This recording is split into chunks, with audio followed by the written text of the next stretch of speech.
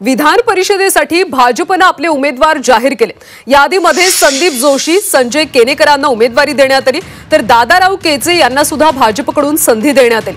विधान परिषदेसाठी भाजपचे उमेदवार आता ठरलेत। भाजपने 3 उमेदवारांची यादी जाहीर केली।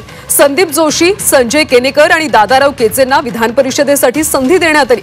विधान परिषदेसाठी उमेदवारी अर्ज भरण्याचा शेवटचा उद्या दिवस आहे। दरम्यान महायुतीमध्ये भाजपच्या वाट्याला येत असलेल्या 3 जागांसाठी उमेदवार जाहीर केले। आता राष्ट्रवादी आणि शिवसेनेकडून कुणाला संधी मिळते याकडे लक्ष असणार आहे। आणि माझ्यासारख्यावर सामान्य कार्यकर्त्यावर विधान परिषदेची ही जे उमेदवारी आहे ते घोषित केल्या गेली, त्यांचं मी पहिल्यांदा अभिनंदन करतो, आभार मानतो। हे जरी घोषित झालं परंतु पक्षाचं काम मतदारसंघामध्ये जिल्ह्यामध्ये कसं अधिक वाढवता येईल या पद्धतीने निश्चितपणाने प्रयत्न करेल। येणाऱ्या मग लोकसभा असो, विधान परिषद असो, विधानसभा असो की जिल्हा परिषद असो, पंचायत समिती असो, नगरपंचायत असो की नगरपालिका असो, ह्या सर्व निवडणुका एकतर्फी निवडून आणण्याचं ध्येय माझं निश्चितपणाने आहे। पक्षाला मागितलं नाही तरी पक्ष स्वतःहून देतं, पक्ष विचार करतं, हे अत्यंत आनंद वाटतो, अभिमान वाटतो।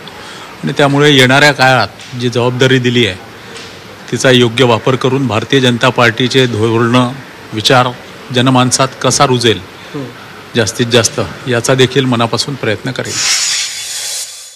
आपण जी जबाबदारी दिली ती जबाबदारी मी निश्चितपणे भारतीय जनता पार्टीला विचाराला दीनदलित उपेक्षित पीडितांपर्यंत घेऊन जाऊन खऱ्या अर्थानं भारतीय जनता पार्टी सर्वसाधारण व्यक्तीपर्यंत नेण्याचं काम मी या जबाबदारीतून करणार आहे। आणि अशा जबाबदारीमुळं भारतीय जनता पार्टीनं सर्वसाधारण कार्यकर्त्यामध्ये जो उत्साह महाराष्ट्रामध्ये तयार झाला तो आणि एक आत्मबल महाराष्ट्रातल्या कार्यकर्त्यामध्ये निर्माण झालं आणि त्यामुळे निश्चितच भारतीय जनता पार्टीमध्ये जो एकनिष्ठ आणि प्रामाणिकतेने काम करतो त्याला निश्चित सन्मान केला जातो। हे फक्त भारतीय जनता पार्टीतच घडू शकतं आणि म्हणून परत एकदा मी सर्व नेत्यांचं आभार व्यक्त करतो।